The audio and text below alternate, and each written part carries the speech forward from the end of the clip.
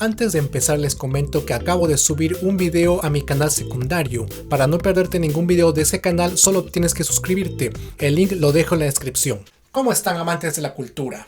En pleno siglo XXI muchas personas todavía tienen dudas de un hecho trascendental y muy importante de nuestra historia del Perú. Estamos hablando de la batalla de Ayacucho. ¿Por qué algunos sospechan que no existió o incluso hasta dan por seguro, o sea, están completamente seguros, convencidos de que esta batalla nunca se llevó a cabo? Estas sospechas tienen un argumento. Si se supone que la batalla de Ayacucho fue ganada por el ejército patriota, ¿por qué en la capitulación de Ayacucho, que es el documento que se firmó luego de la guerra, se les da beneficios a los perdedores de la guerra? Lo correcto es que los ganadores de una guerra impongan sus reglas a la hora de firmar tratados de paz. Esto es así aquí y en la China. Pero ¿qué pasó en el Perú con la batalla de Ayacucho? ¿Quieren saber la verdad? Pues en este video voy a comentarles de qué trata la batalla de Ayacucho y la capitulación de Ayacucho. Estoy publicando este video el día 9 de diciembre, pues coincide con la fecha de la batalla de Ayacucho. Y para entender este tema es necesario conocer todos los antecedentes. Sé que muchos de ustedes ya conocen de qué va esta batalla, pero algunos no. Y para ello les explico un poquito. Todos sabemos que la independencia del Perú fue declarada el 28 de julio de 1821. Esto lo sabemos desde niños y nos han enseñado en todas partes. Pero la cosa no termina en 1821, pues el dominio español seguía estando presente en el Perú. Por eso era necesario continuar con las campañas militares para terminar de independizar al Perú. Porque la independencia ya estaba en papel, solo faltaba que se haga realidad. José de San Martín ya había terminado su parte, así que le dejó la posta a Simón Bolívar. Él, acompañado de su amigo Antonio José de Sucre, resolvieron la última parte de la guerra de independencia del Perú con dos batallas. La primera fue la batalla de Junín el 6 de agosto de 1824 y la segunda fue la batalla de Ayacucho el 9 de diciembre del mismo año, 1824. Existieron muchas otras batallas, pero las más importantes del final son estas dos. Desde ya te digo que ambas batallas existieron, y cuando te cuente el contexto de la batalla de Ayacucho y su capitulación, sabrás por qué es una realidad histórica. A fin de cuentas, la negación de la batalla es simplemente una teoría conspirativa, que tiene buenos sustentos, pero que se cae por una cosa que te voy a contar en este video. El último virrey del Perú fue José de la Serna, quien abandonó el cargo el día 9 de diciembre de 1824, precisamente por la derrota en Ayacucho. Él asumió una postura política liberal, tras enterarse que en España había caído el gobierno constitucional. Pero quien no estuvo de acuerdo fue el militar absolutista español Pedro Antonio Olañeta. Él comandaba el ejército realista en el Alto Perú, que hoy es Bolivia, y decidió rebelarse y mantener sus posturas absolutistas. Esto ocasionó una guerra civil entre ejércitos realistas. Por un lado se enfrentaban los absolutistas realistas versus los liberales realistas. O sea, entre españoles se mataban. Pero ojo que no todos los que conformaban el ejército realista eran españoles. Había más cantidad de peruanos y originarios de Sudamérica.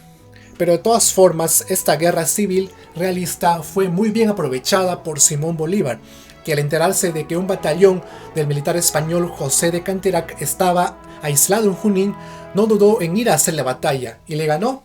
Bolívar venció en la batalla de Junín, y todo gracias a los húsares de Junín. Si quieren saber los detalles de la batalla de Junín, miren mi video de los húsares de Junín. Bien, luego de este triunfo, Bolívar le entrega la posta a Antonio José de Sucre, quien finalmente fue el comandante del ejército libertador durante la batalla de Ayacucho.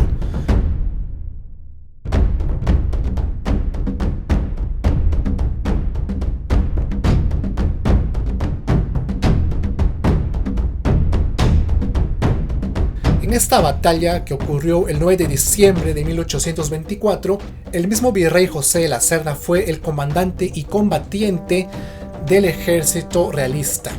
Pero él fue herido y hecho prisionero junto a gran número de sus oficiales durante el desarrollo de la batalla de Ayacucho. Con esto los independistas ya se declaraban ganadores, porque las bajas confesadas por Sucre fueron de 370 muertos y 609 heridos, mientras que las bajas de los realistas fueron estimadas en 1800 muertos y 700 heridos. lo que representa una elevada mortandad en combate.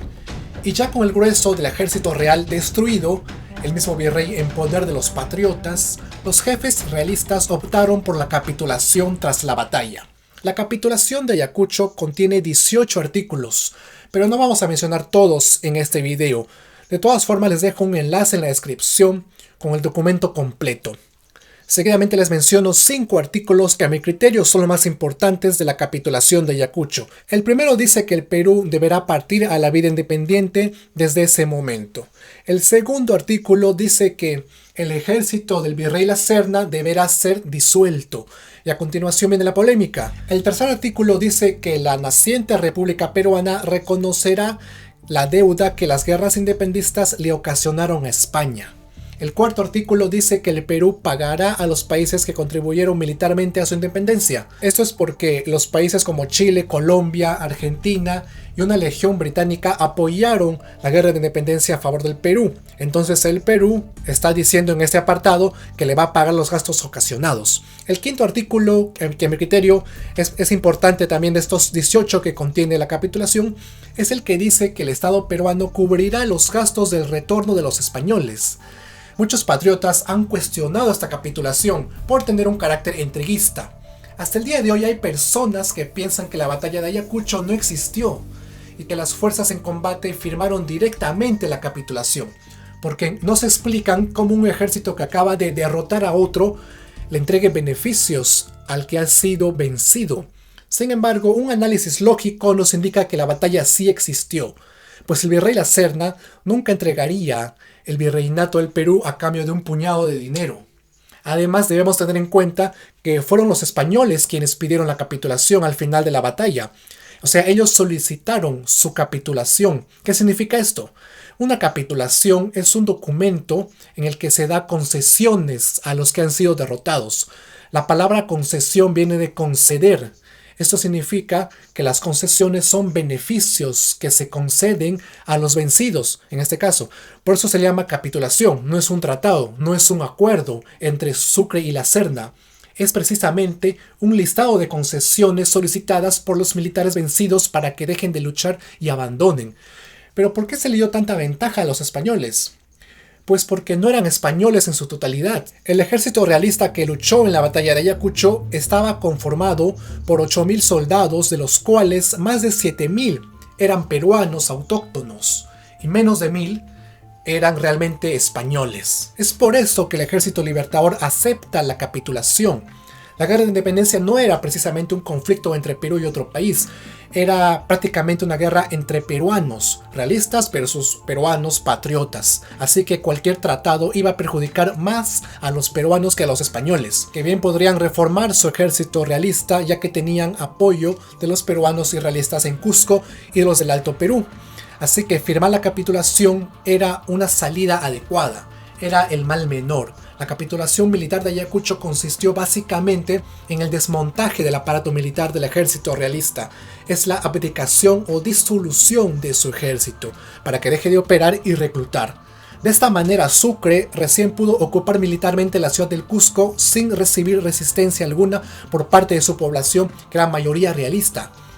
Las cosas en Cusco estaban así, porque recordemos que el virrey La Serna abandonó Lima en 1821 para instalar la sede de su gobierno en la ciudad del Cusco. Es por eso que ocupar Cusco era uno de los objetivos de Sucre, y lo logró fácilmente luego de la batalla y capitulación de Ayacucho. Pero había un objetivo más, que era el Alto Perú, que todavía estaba gobernado por el militar español Pedro Olañeta. Este señor había hecho caso omiso a la capitulación de Ayacucho porque decía que no lo firmó La Serna, y es verdad, lo firmó José de Canterac. Entonces Olañeta se rebeló y se enquistó con su ejército en el Alto Perú, tratando de resistir hasta el final. Pero finalmente el ejército libertador lo derrotó en la batalla de Tumusla en Potosí. Luego de esto, Sucre convocó al llamado Congreso Soberano del Alto Perú, donde se decidió que el Alto Perú debería ser un país independiente. Y así lo fue. Inicialmente se llamó República de Bolívar en honor a Simón Bolívar. Además, la fecha de la redacción del Acta de Independencia de Bolivia se hizo el 6 de agosto de 1825, en honor a la batalla de Junín que sucedió ese mismo día, pero del año anterior. Si este video te resultó informativo, compártelo en tus redes sociales para que otros conozcan nuestra historia. Quiero mandar un saludo para los que me apoyan a través del portal Patreon. Sígueme en Facebook, Twitter, Instagram. Los enlaces directos están en la descripción. Mi nombre es Hugo Javier y nos vemos en el próximo video. Hasta pronto.